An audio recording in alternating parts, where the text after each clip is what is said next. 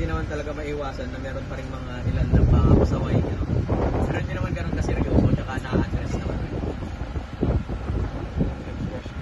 What workplace issues or conflicts commonly occur and how are these usually resolved by the company?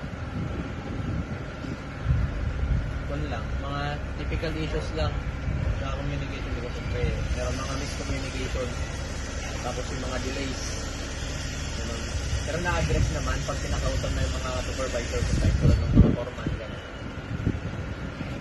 Mga miscommunication lang na hindi ka na-address.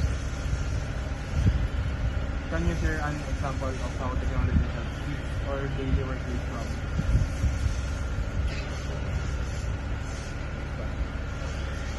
Can you share an example of how technology helps fix or daily workplace problems? Yun.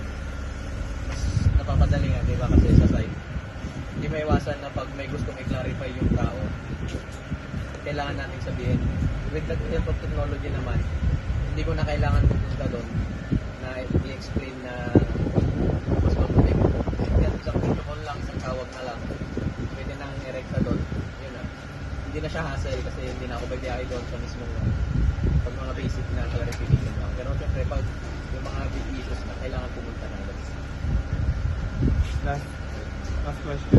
What additional insights or experiences can you share about using technology or following company policies in your business?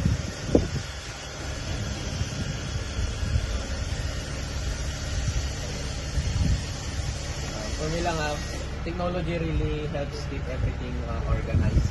Mas madaling matrack yung progress, maghanap ng files ngayon.